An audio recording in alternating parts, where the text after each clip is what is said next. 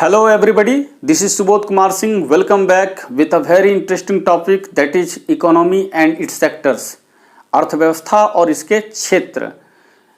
हालांकि अर्थव्यवस्था से संबंधित मेरा एक वीडियो पीछे आया था, लेकिन वहां पर मैंने अर्थव्यवस्था के साथ साथ अर्थव्यवस्था के जो प्रकार होते हैं, पूंजीवादी, समाजवादी, मिश्रित, कैपिटलिस्ट, सोशलिस्ट और मिक्स्ड इकोनॉमी, इसके बारे में बात किया था।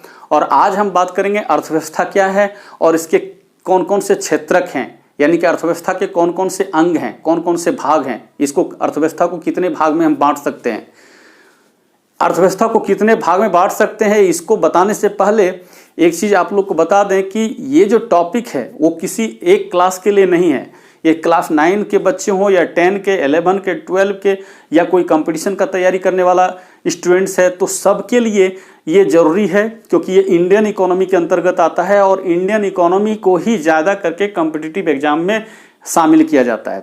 इसलिए हर कैटेगरी के स्टूडेंट्स इस वीडियो को वॉच करेंगे। बहुत यूजफुल वीडियो है। चलते हैं हम अपने टॉपिक पर, अर्थव्यवस्था क्या है और इसके क्षेत्र क्या हैं।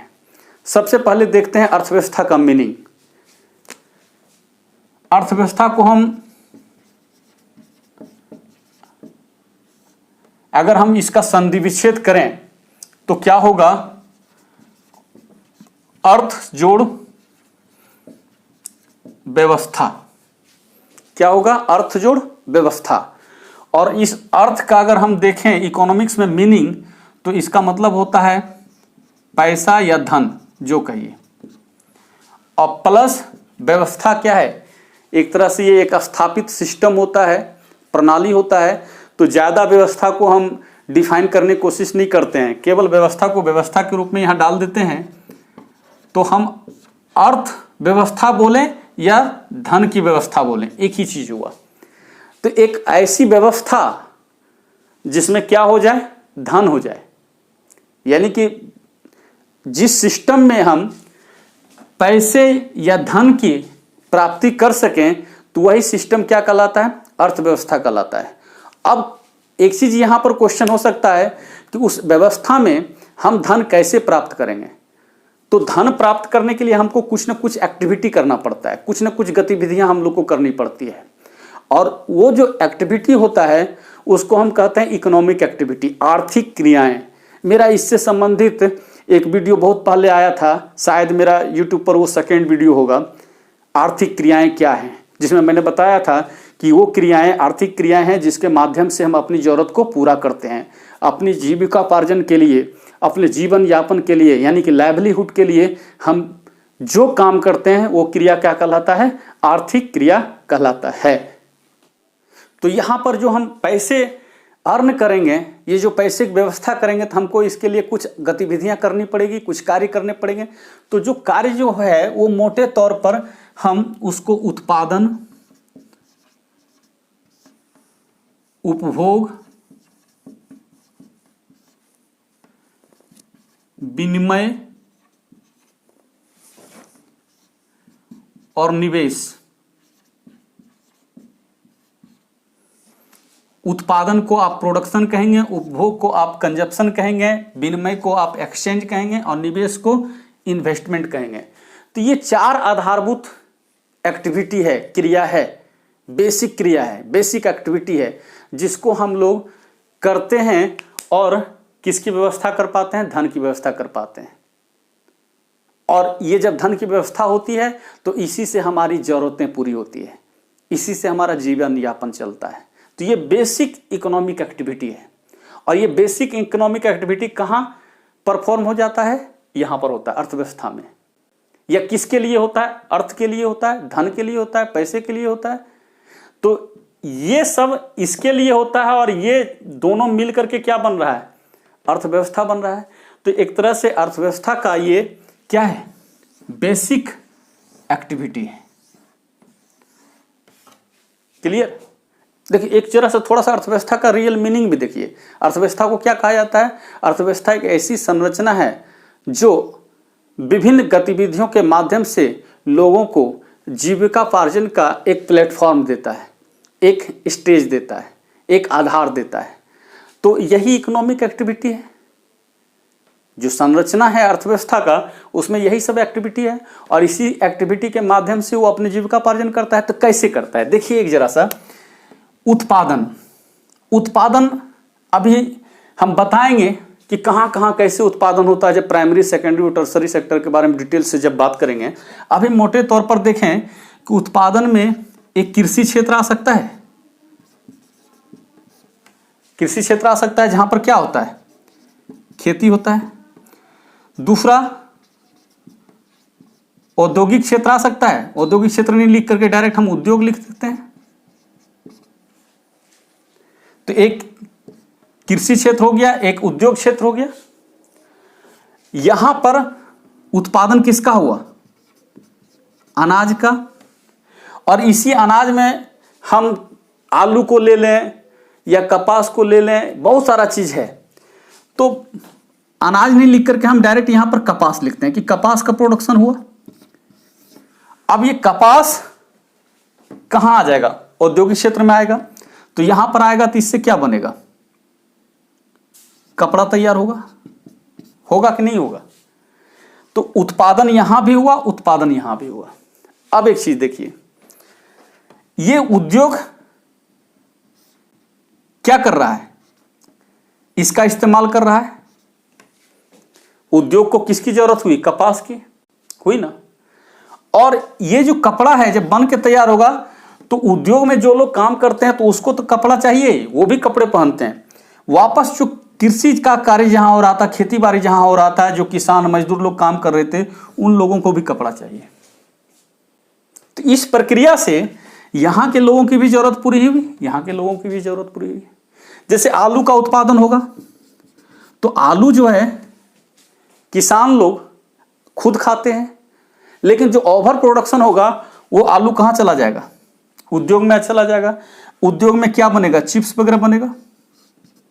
अब ये जो चिप्स बना तो वापस ये चिप्स को यहां पर भी काम करने वाले लोग खाएंगे, लेकिन इधर आकर के इधर के लोग भी खाएंगे। और चीजों को यहां से यहां तक पहुंचाने के लिए क्या चीज का जरूरत पड़ेगा, यातायात। मेनली हम लेते हैं यातायात, इसका जरूरत पड़ेगा। संचार का जरूरत पड़ेगा, बैंकिंग का जरूरत पड़ेगा।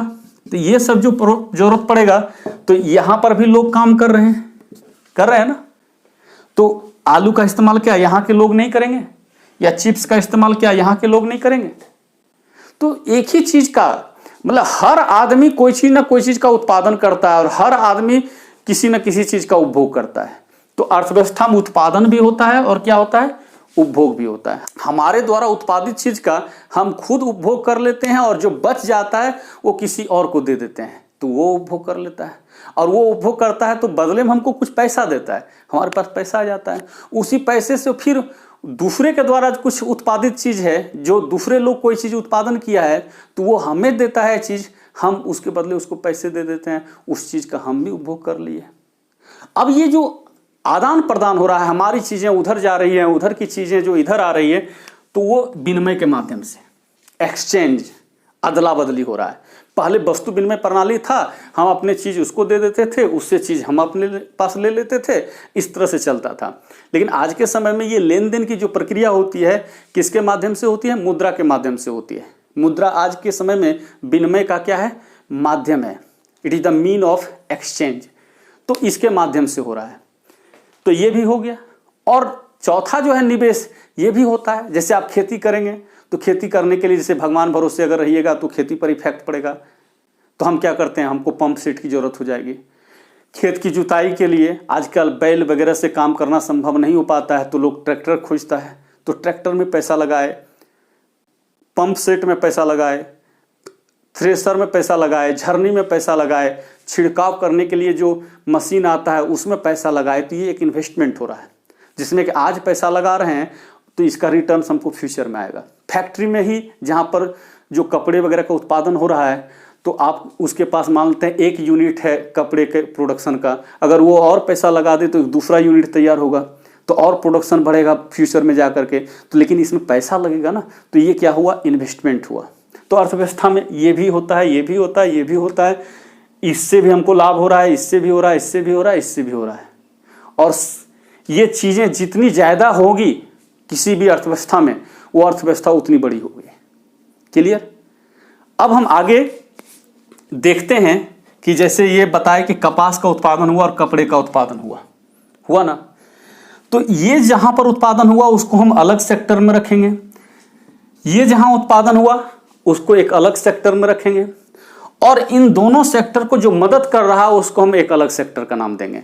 यानी कि अर्थव्यवस्था में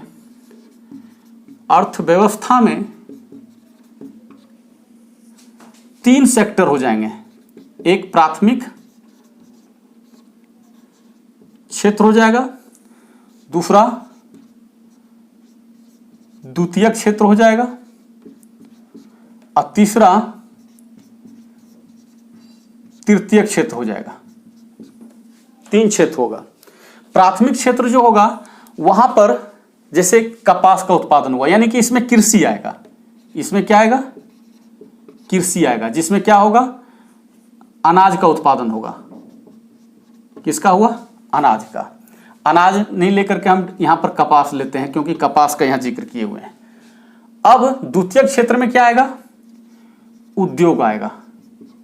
उद्योग में क्या बन के तैयार होगा? कपड़ा। किससे? इसी कपास से।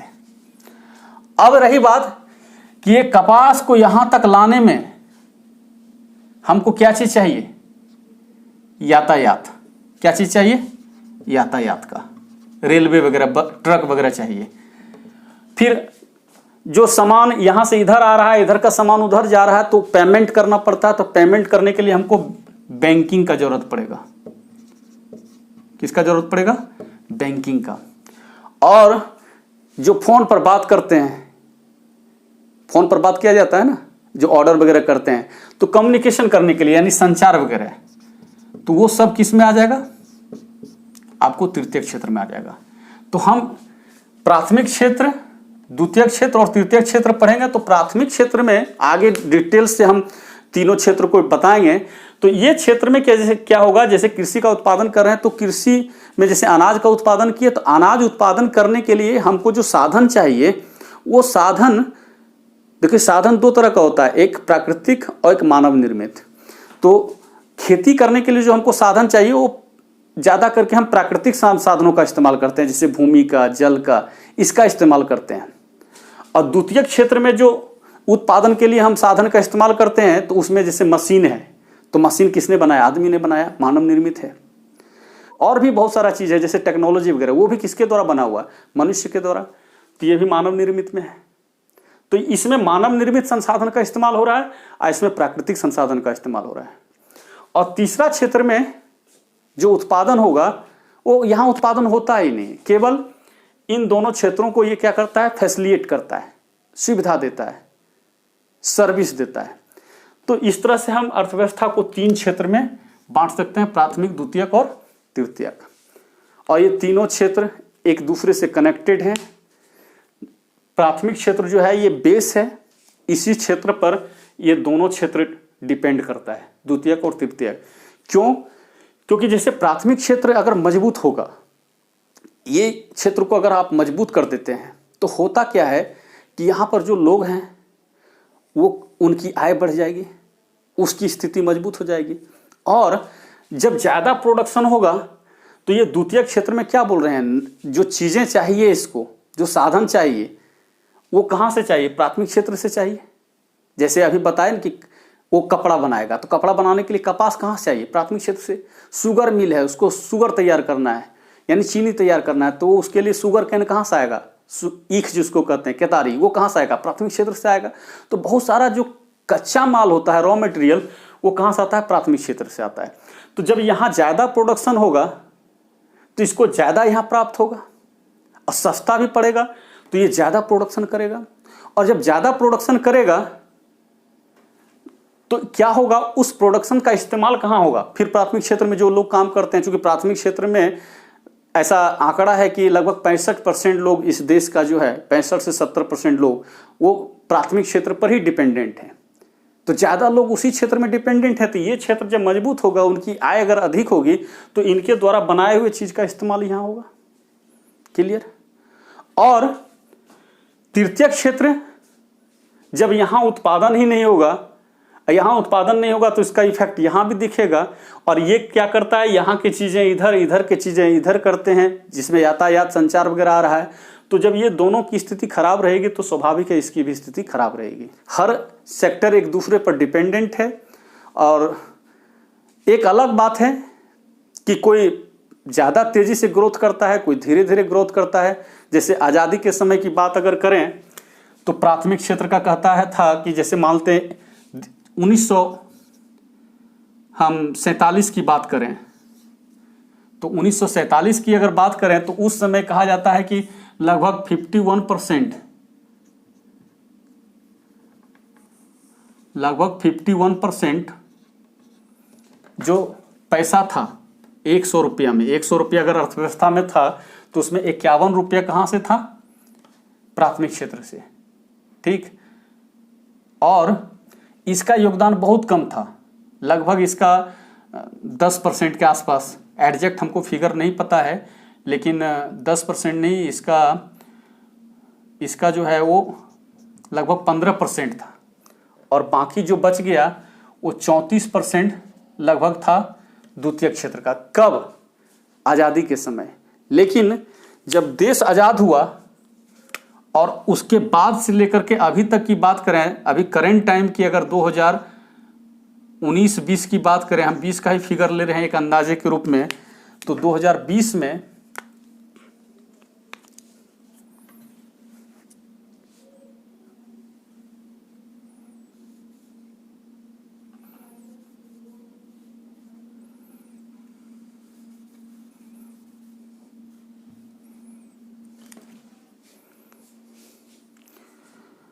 और एक चीज़ थोड़ा सा और बता दें आप लोग को, हालांकि ये उतना ज़रूरी नहीं है अभी के समय, कंपटीशन के नज़रिए से ज़्यादा मायने रखता है कि तीनों क्षेत्र का जो ग्रोथ हुआ है वो एक जैसा नहीं हुआ है आज़ादी से लेकर के अभी तक। वो कैसे, एक आंकड़े से समझिए कि जैसे हम ले लें 1947 की अगर बात करें और उस समय अगर अर्थव्यवस्था में 100 रुपया था, अगर देश की जीडीपी 100 रुपया था तो उसमें 51 रुपया यानी 51% वो कहाँ से था, प्राथमिक क्षेत्र से। और लगभग 34% कहाँ से था, द्वितीय क्षेत्र से। और लगभग 15% यानी 15 रुपया कहाँ से था, तृतीय क्षेत्र से। तो सबसे ज़्यादा योगदान किसका था, प्राथमिक क्षेत्र का। लेकिन अभी के समय अगर देखिएगा तो सबसे ज़्यादा योगदान किसका है, अगर अभी 2020 का अगर आंकड़ा आप देखना चाहेंगे तो सबसे ज़्यादा योगदान उल्टा हो गया। ये यातायात 51%, मतलब तृतीय क्षेत्र आ गया 51%, उल्टा हो गया। और ये जो 15% है वो इधर आ गया। और ये लगभग वही है, ये इसमें कोई अंतर नहीं हुआ, ये 34 का 34% ही है। तो हम क्या देख रहे हैं कि 1947 से लेकर के 2020 तक, 1947 से लेकर के 2020 तक जो तीनों क्षेत्र का जो विकास हुआ है तो उसमें तृतीय क्षेत्र का विकास ज़्यादा हुआ। कितना हुआ है, 51%। ये कब का आंकड़ा बता रहे हैं, 51% 2020 का। और ये भी आपका 34% 2020 में ही है। और अभी 2020 में इसका कितना हो गया है, 15% हो गया है।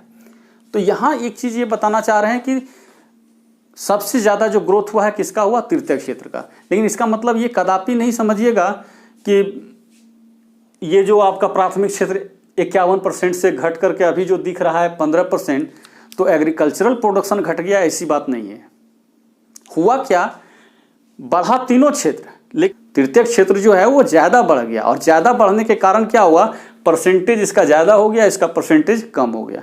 इसको आप लोग अगर नहीं समझते हैं तो एक एग्जाम्पल देते हैं, उस एग्जाम्पल से आपको समझ में आ सकता है। जैसे मान लेते हैं कि एक टीम है में रोहित शर्मा को ले लेते हैं, रोहित शर्मा, इधर विराट को ले लेते हैं, विराट कोहली।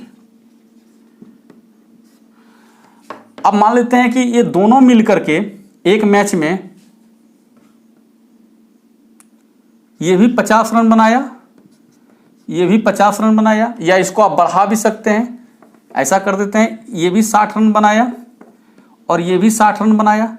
तो टोटल रन कितना बन गया 120। परसेंटेज जब देखेंगे तो 50% इसका भी योगदान है और 50% इसका भी योगदान है, तभी तो हुआ 100%। क्लियर? दोनों मिलकर के इतने इतने रन का स्कोर किया, दोनों बराबर है। अगले मैच में क्या हुआ, दोनों मिलकर के 200 रन बनाता है। कितना रन बना दिया 200 रन। और ये 200 रन जो बना है उसमें रोहित शर्मा ने बना दिया 120 रन। कितना बनाया 120 रन बना दिया। और इसने कितना बनाया 80 रन। तो देखिए बढ़ा तो दोनों है, 60 से 120 ये भी आया है, 60 से 80 ये भी आया है। लेकिन अब हम प्रतिशत के रूप में अगर देखें तो 200 का जो 120 होगा वो हो जाएगा आपका 60%। और ये जो हो जाएगा 80 वो कितना हो जाएगा 40%। दोनों मिला के परसेंटेज कितना हो गया 100%। तो हम क्या देखें कि बढ़ा तो ये कोहली भी 60 से 80 हुआ, लेकिन ये कितना हुआ 60 से 120 हुआ, यानी इसके तुलना में इसका ज्यादा ग्रोथ हो गया, इसलिए इसका परसेंटेज बढ़ गया और इसका परसेंटेज घट गया। तो परसेंटेज घटने का मतलब ये नहीं है कि उसका टोटलिंग घट रहा है, टोटलिंग तो बढ़ा है, 60 से कितना हुआ 80 हुआ। तो उसी तरह से ये एग्रीकल्चरल में जो आज़ादी के समय 51% था और अभी वो 15% घट के हो गया, तो इसका मतलब नहीं है कि एग्रीकल्चरल प्रोडक्शन घट गया है। हुआ क्या कि बढ़ा ये भी और बढ़ा ये भी, लेकिन इसके तुलना में इसका ग्रोथ ज़्यादा हुआ है, इसलिए इसका परसेंटेज जो आपका 15% था उससे बढ़कर के कहाँ पहुँच गया 51%, और इसका परसेंटेज 51 से घट के कहाँ आ गया 15%। किसके जैसा विराट कोहली जैसा। रन की संख्या बढ़ने पर भी परसेंटेज क्या हो गया घट गया। तो इसको इस नज़रिए से देखना चाहिए। अब हम लोग चलेंगे डायरेक्ट इन तीनों क्षेत्र के बारे में, प्राथमिक क्षेत्र, द्वितीयक क्षेत्र और तृतीयक क्षेत्र, तीनों के बारे में पॉइंट वाइज क्या क्या हम लोग को पढ़ना है वो आगे चर्चा करते हैं।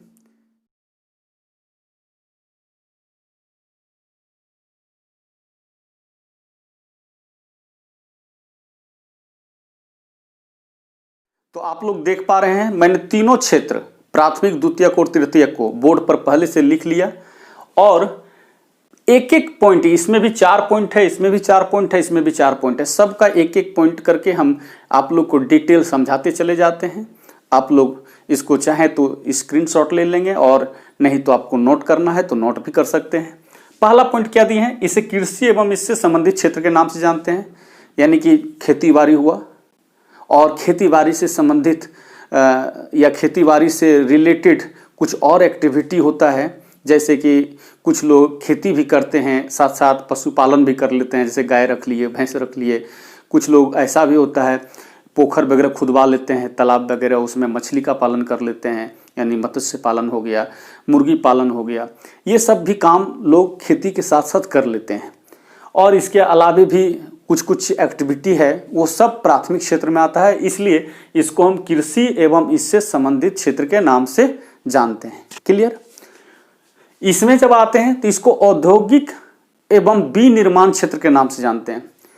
जितने भी उद्योग होते हैं सब इसी क्षेत्र में आ रहे हैं। और विनिर्माण क्षेत्र के नाम से क्यों जान रहे हैं, विनिर्माण का मतलब होता है पुनः निर्माण एक तरह से, यानी कि कोई एक चीज है पहले से बना हुआ, उसी चीज को हम अब दूसरे रूप में कन्वर्ट कर देंगे, तो वो कहलाता है विनिर्माण। जैसे मान लेते हैं कि प्राथमिक क्षेत्र में क्या बनता है, आलू का उत्पादन हुआ या कपास का उत्पादन हुआ। अब ये क्षेत्र क्या करेगा, उसी कपास से धागा बना देगा, यानी कि पहले से बने हुए चीज को दूसरे चीज में कन्वर्ट कर दिया। तो ऐसी प्रक्रिया को हम कहते हैं विनिर्माण। तो इसको हम, ये किस में होता है, द्वितीय क्षेत्र में होता है, इसलिए इसको हम विनिर्माण क्षेत्र के नाम से भी जानेंगे। क्लियर? और ये विनिर्माण की प्रक्रिया किस में होती है, उद्योगों में होती है, इसलिए इसको हम औद्योगिक क्षेत्र भी कहेंगे। क्लियर? अब आते हैं इसमें, इसे सेवा क्षेत्र के नाम से जाना जाता है। क्यों? क्योंकि इसमें सेवा ही दिया जाता है। देखिए वस्तु और सेवा में अंतर होता है, वस्तु का निर्माण होना या सेवा का निर्माण होना। वस्तु और सेवा में बेसिक डिफरेंस क्या होता है, वस्तु को आप देख सकते हैं, ये एक प्रकार का वस्तु है, ठीक है, जिसको कि छुआ जा सकता है, जिसका कि आप शेप एंड साइज सब देख सकते हैं, यानी कि ये भौतिक हुआ, ये मूर्त वस्तुएं हुआ। तो इन सब चीज का उत्पादन हो सकता है ये दोनों क्षेत्र में।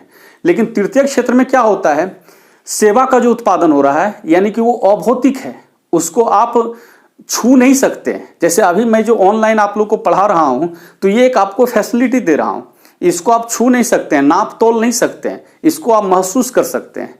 तो ये एक फैसिलिटी है, ये एक सर्विस है जो आप लोग को मिल रहा है। तो ये आता है आपको तृतीय क्षेत्र में। इससे रिलेटेड जितना भी है, बैंकिंग हुआ, यातायात हुआ, संचार हुआ, ये सब आते हैं तृतीय क्षेत्र में। और ये सब क्या कहलाते हैं, सेवा कहलाते हैं, इसलिए इसको हम क्या कहते हैं, सेवा क्षेत्र कहते हैं। क्लियर। अब आते हैं इसका दूसरा जो पॉइंट है। दूसरा पॉइंट क्या है, इस क्षेत्र में उत्पादन के लिए मुख्यतः प्राकृतिक संसाधनों का इस्तेमाल किया जाता है। यानी कि इस क्षेत्र में, प्राथमिक क्षेत्र में जो एक्टिविटी होगा, जो उत्पादन होगा, तो कोई भी चीज का उत्पादन आप कीजिए, उत्पादन के लिए आपको साधन चाहिए ही चाहिए। क्लियर। और ये साधन जो होता है वो दो प्रकार का होता है। एक साधन जो प्रकृति से प्राप्त होता है जिसको प्राकृतिक संसाधन कहते हैं, और एक साधन जो मनुष्य के द्वारा निर्मित होता है जिसको मानव निर्मित संसाधन कहते हैं। तो इस प्राइमरी सेक्टर में उत्पादन हेतु मानव निर्मित संसाधनों का बहुत कम इस्तेमाल होता है, ज्यादा इस्तेमाल किसका होता है, प्राकृतिक संसाधनों का। तो इस क्षेत्र में उत्पादन हेतु किसका ज्यादा इस्तेमाल हो रहा है, प्राकृतिक संसाधनों का हो रहा है। प्राकृतिक संसाधन में जैसे खेती, जैसे आपको करना है, खेती करना है यानी अनाज का उत्पादन करना है, तो इसमें क्या चाहिए, भूमि चाहिए। इसमें क्या चाहिए, जल चाहिए। तो ये भूमि जल किसका दिया हुआ है, प्रकृति का दिया हुआ ना। और जब ये नहीं रहेगा तो क्या लगता है, अनाज का प्रोडक्शन हो पाएगा, नहीं हो पाएगा। तो इसलिए इसमें प्राकृतिक संसाधनों का इस्तेमाल ज्यादा होता है। और जैसे खनन भी इसी में रखे, प्राथमिक क्षेत्र में ही तो खनन करते हैं। खनन मतलब क्या हुआ, किसी चीज को जमीन के अंदर से निकालना। तो जमीन के अंदर जो भी चीज दिया हुआ, चाहे कोयला हो, सोना हो, चांदी हो, या आपका लोहा हो, अब्रक हो, जो भी है वो सब किसका दिया हुआ है, प्रकृति का दिया हुआ है। तो ये भी तो हम डायरेक्ट प्रकृति से ही प्राप्त कर रहे हैं।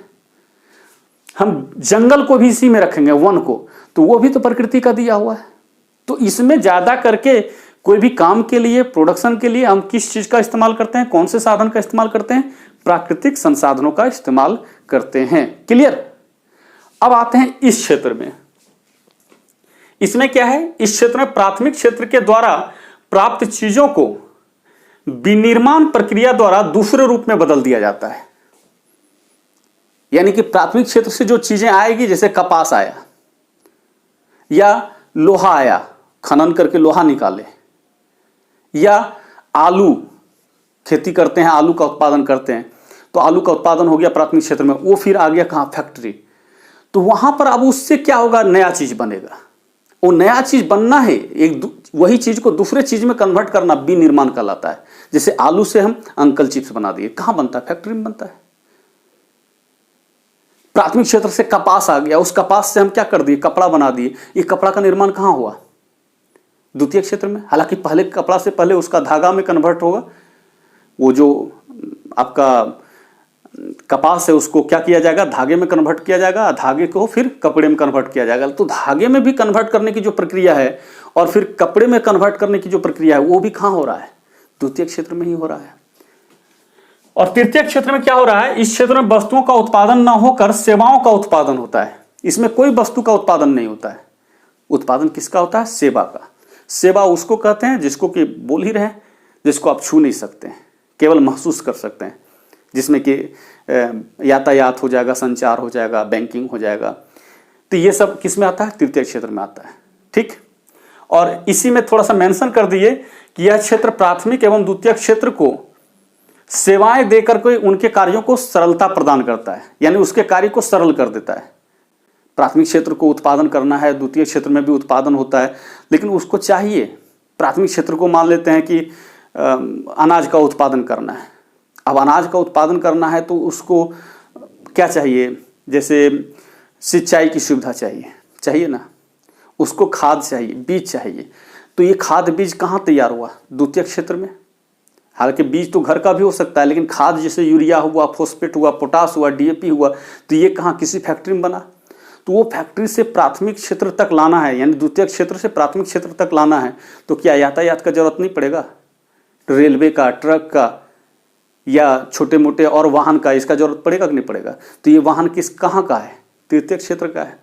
और ये नहीं रहेगा तो फिर उद्योग से चीज़ों को प्राथमिक क्षेत्र आने में, और जो प्राथमिक क्षेत्र में अनाज का उत्पादन होता है जैसे आलू का या कपास का, उसको फिर द्वितीयक क्षेत्र पहुंचाने में, तो बिना यातायात का, बिना बैंकिंग का, बिना संचार का, क्या लगता है कि इन दोनों का काम आसान हो सकता है, सरल हो सकता है? बिल्कुल नहीं हो सकता है। तो यानी कि ये क्षेत्र जो है तृतीयक क्षेत्र, ये प्राथमिक क्षेत्र को और द्वितीयक क्षेत्र को क्या करता है? उसके कार्य को आसान बना देता है, उसके कार्य को सरल बना देता है। अब आते हैं नेक्स्ट पॉइंट, तीसरा पॉइंट। इस क्षेत्र में असंगठित तथा परंपरागत तकनीक का इस्तेमाल होता है। यानी कि जो काम करने का जो प्रोसेस है ना, वो संगठित नहीं है। वहां सिस्टम जो है वो ऑर्गेनाइज्ड नहीं है, वो अनऑर्गेनाइज्ड है। कैसे? यानी कि वहां, मेरे कहने मतलब है कि वहां ऑर्गेनाइज्ड नहीं है, वो अनऑर्गेनाइज्ड है। तो यानी कि वहां कोई सिस्टम काम नहीं करता, वहां कोई नियम कानून नहीं काम करता, वहां कोई तौर तरीका नहीं है, वो सब किसी से बंधा हुआ नहीं है। किसान जो खेती कर रहा है, खेतों में अनाज उत्पादन कर रहा है, तो क्या वो किसी नियम कानून से बंधा हुआ है क्या? एक के ऊपर दूसरा, दूसरा के ऊपर तीसरा जो होता है, एक सीक्वेंस जो होता है कंट्रोलिंग करने का, क्या वैसे चीज आप देखते हैं क्या खेती बाड़ी में? नहीं देखते हैं। तो कोई वहां सिस्टम नहीं है, कोई नियम कानून नहीं है, जिसको जैसे जब मन तैसे काम करना है। वहां पर कोई ऑर्गेनाइजेशन नाम का चीज नहीं है। और परंपरागत तकनीक का प्रयोग होता है। काम करने का, जो काम करते हैं कोई भी चीज, तो टेक्नोलॉजी चाहिए ना। तो वहां पर जो टेक्नोलॉजी का इस्तेमाल हो रहा है वो पुराना, जो शुरू से चलते आ रहा है, नया टेक्नोलॉजी का उसमें इस्तेमाल नहीं हो रहा है। तो एक तरह से संगठन भी और अनऑर्गेनाइज्ड है, और वहां पर टेक्नोलॉजी भी जो है वो भी क्या है? पुराना है। तो इसका एक खामियाजा भी उठाना पड़ता है। जब तक हम इस तरह के टेक्नोलॉजी और सिस्टम पर चलेंगे, हमारा एग्रीकल्चरल प्रोडक्शन यानी कि प्राइमरी सेक्टर तेजी से ग्रोथ नहीं कर पाएगा। हाँ, कहीं कहीं जैसे अब शुगर मिल वाले जो होते हैं, यानी गन्ना किसान वगैरह जो होते हैं, शुगर मिल को छोड़िए, गन्ना किसान वगैरह जो होते हैं, तो वहाँ पर बड़े पैमाने पर लोग गन्ना को उत्पादन करते हैं। तो वहाँ पर थोड़ा बहुत हद तक जो है सो ऑर्गेनाइजेशन है, वहाँ पर यूनियन वगैरह है, लेकिन वहाँ बहुत उसकी प्रतिशत कम है। और बाकी हम लोग के समाज में, हम लोग के गाँव शहर में तो आप देखेंगे कि जो भी खेतीबाड़ी से लोग जुड़े हुए हैं, उसमें कहीं किसी तरह का संगठन वगैरह, यूनियन वगैरह नहीं है। इसमें आते हैं तो इसमें संगठित तकनीक का इस्तेमाल होता है। यहां संगठन है और यहां पर जो टेक्नोलॉजी है वो नया भी है। संगठन है यहाँ नहीं, यानी कि ऑर्गेनाइजेशन है, यानी कि यहां पर यूनियन होता है। जैसे टाटा कंपनी है, टाटा कंपनी में जितने लोग काम करते होंगे, जितने मजदूर होंगे, वो सब एक ऑर्गेनाइजेशन में बंधे हुए हैं। उसका एक यूनियन होता है, उसका कोई हेड होता है। अगर किसी मजदूर के साथ कोई प्रॉब्लम होता है तो उसकी बातों को लेकर के जो कंपनी का मालिक होता है उससे नेगोशिएशन करता है। कौन? जो यूनियन का हेड होता है। और जितने वर्कर होते हैं उसको एक सिस्टम में रहना पड़ता है, एक सिस्टम में काम करना पड़ता है। जैसे तैसे वो काम नहीं करते हैं। तो पूरे ऑर्गेनाइज्ड वे में ये द्वितीय क्षेत्र काम करता है। और यहाँ का जो टेक्नोलॉजी होता है वो भी थोड़ा एडवांस होता है। इसमें जब आते हैं तो इसमें तो और ज़्यादा बेहतर ऑर्गेनाइजेशन काम करता है। जैसे आप रेलवे ही देखिए कैसे होता है, सेंटर से लेकर के लोकल तक आप देखिएगा एक सिस्टम काम करता है, कंट्रोलिंग पावर, जो जोन वाइज बांटा जाता है, सब कैसे एक दूसरे से कनेक्टेड होता है। तो यहाँ पर एक ऑर्गेनाइजेशन काम करता है, एक सिस्टम काम करता है, यहाँ पर भी यूनियन होता है और टेक्नोलॉजी वगैरह बड़ा एडवांस टेक्नोलॉजी इसमें इस्तेमाल होता है। देखते हैं कैसे ट्रेन कहाँ से खुली है, कितने बजे खुली है, कहाँ तक पहुँची है, हमारे स्टेशन में कब तक आएगी, वो सब हम घर बैठे मोबाइल पर चेक कर लेते हैं। तो किसका कमाल है? टेक्नोलॉजी का कमाल है। तो इसमें ज़्यादा करके टेक्नोलॉजी, बहुत एडवांस टेक्नोलॉजी का इस्तेमाल होता है और ऑर्गेनाइजेशन भी जो होता है वो बहुत ही मजबूत होता है, सुदृढ़ होता है। तो हम एक चीज़ देख सकते हैं कि यहाँ पर जो संगठन है या जो टेक्नोलॉजी है वो थोड़ा सा नीचे है। इससे बेहतर यहाँ हुआ और सबसे ज़्यादा बेहतर कहाँ है? टर्सरी सेक्टर में है, यानी तृतीय क्षेत्र में है। अब आते हैं उदाहरण। प्राथमिक क्षेत्र का उदाहरण क्या है? इसके अंतर्गत खेती, पशुपालन, खनन, वन इत्यादि को शामिल करते हैं। खेती बाड़ी करते हैं तो वो प्राथमिक क्षेत्र में ही आता है। उदाहरण में जान लीजिएगा, याद रखिएगा, यही सब एग्जाम में पूछता है। पशुपालन भी आएगा, हम मत्स्य पालन मुर्गी पालन वगैरह छोड़ दिए, ये भी छोटा मोटा एक्टिविटी जो होता है सब प्राइमरी सेक्टर में होता है। और खनन और वन को विशेष याद रखिएगा, ये भी एग्जाम में आता है, पूछ देगा निम्न में से कौन प्राथमिक क्षेत्र के अंतर्गत आता है, 4 ऑप्शन दे देगा, बैंकिंग, उद्योग, रेलवे और खनन। तो प्राथमिक क्षेत्र में कौन आएगा? खनन आएगा। तो इस तरह से क्वेश्चन बनते हैं, कंपटीशन में भी पूछता है। और आप लोग जिस क्लास में हैं 10 वाले के लिए भी काम में आएगा, 9 वाले के लिए भी आएगा, जो 11 वाले होंगे उसके भी काम में आएंगे, और जो 12 के स्टूडेंट होंगे उसका पार्ट भी मैक्रो इकोनॉमिक्स में काम में आएगा। तो सबके काम में ये आने वाला क्वेश्चन है। इसको एकदम आप लोग कंसेप्ट इसका पूरा क्लियर रखिएगा। इधर आते हैं द्वितीय क्षेत्र। तो चूंकि इसमें एक चीज़ को दूसरे चीज़ में कन्वर्ट किया जाता है, तो इसके लिए छोटा मोटा उद्योग हो या बड़ा उद्योग है, यानी छोटे उद्योग से लेकर के बड़े उद्योग सब इसमें आ जाएंगे, द्वितीय क्षेत्र में आ जाएंगे। और तृतीय क्षेत्र में जो आता है वहाँ कोई उद्योग नहीं आता है, वहाँ पर वो सब यूनिट आता है जहाँ पर वस्तु नहीं मिलता है। आप चाहते हैं तो वो केवल आपका काम कर देता है, कोई चीज़ आपको नहीं देता है। जैसे बैंक गए तो बैंक में आपके काम को कर दिया, पैसा आपका था जमा ले लिया, उसको अगर आप पैसा निकालना है तो पैसा निकालने दिया, आप ही का पैसा है, वो रखता है, समय समय पर आपको देता है, आपको लोन की ज़रूरत है लोन देता है, तो वो एक सर्विस दे रहा है। नहीं, आपको पेमेंट किसी को करना है तो आपके पैसे को दूसरे तक पहुंचाने में वो मदद करता है। तो वस्तु कुछ नहीं दे रहा है, वहाँ पर आप कोई वस्तु नहीं खरीदते हैं, 100 रुपया दिया और आप ये चीज़ ले लिए, ऐसा नहीं होता है। आप ही का पैसा जमा होता है, ये एक सेवा आपको दे दिया, सुविधा दे दिया, फिर आप अपने पैसे को निकालते हैं। और चूंकि वो फैसिलिटी दे रहा है, एक सुविधा दे रहा है, एक सर्विस दे रहा है, तो बदले में उसको भी कुछ कमीशन होगा। हम ट्रेन से सफ़र करते हैं तो ऐसा नहीं है कि ट्रेन में टिकट कटाते हैं तो हम वहाँ पर जो फैन लगा हुआ वो ले लिए, या सीट है तो वो उठा लिए, वह टॉवेल वगैरह जो देता है, जो रिजर्वेशन वाला बोगी होता है तो उसमें जो आपको कंबल वगैरह जो दिया जाता है, तो ऐसा नहीं कि वो उठा लेते हैं। केवल वो फैसिलिटी दिया है, उस फैसिलिटी का हम इस्तेमाल करते हैं, रिलैक्स रहते हैं, तो वो एक फैसिलिटी दे रहा है, सर्विस दे रहा है। वहाँ पर चीज़ों का उत्पादन नहीं होता है। तो मेरे कहने मतलब है तृतीय क्षेत्र में बैंकिंग आएगा, यातायात आएगा, संचार आएगा, शिक्षा आएगा, स्वास्थ्य आएगा, बीमा आएगा, व्यापार आएगा, सुरक्षा आएगा। ये सब क्षेत्र आता है जहाँ पर कोई वस्तु का निर्माण नहीं होता है। जितने भी सेना में काम करते हैं तो वहाँ कोई वस्तु का उत्पादन नहीं हो रहा है, वो हमारे देश को सुरक्षा प्रदान कर रहा है, एक सर्विस दे रहा है। शिक्षा, जो मास्टर लोग होते हैं तो वो पढ़ाते हैं, एक सर्विस दे रहा है, कोई वस्तु नहीं दे रहा है। वो नहीं कि आपको कलम दिया, कॉपी दिया, किताब दिया, लैपटॉप दिया, टीवी दिया, ऐसा नहीं है, और ये दिया और आप बदले में पैसे दे रहे हैं, ऐसा नहीं है। वो आपको पढ़ाता है, ज्ञान देता है, एक सर्विस दे रहा है आपको। तो ये सब आता है आपको तृतीय क्षेत्र में। तो हमको लगता है कि आप लोग प्राथमिक, द्वितीयक, तृतीयक तीनों क्षेत्र को अच्छे तरह से समझे होंगे। इससे संबंधित अगर कहीं कोई डाउट रह जाएगा छोटा मोटा तो आप हमको कमेंट करके पूछ लेंगे, हम ज़रूर उसका रिप्लाई करेंगे। और इधर से मैं रिप्लाई कर भी रहा हूँ। आज का क्लास इतना ही रहने देते हैं, हमको आज्ञा दीजिए। धन्यवाद।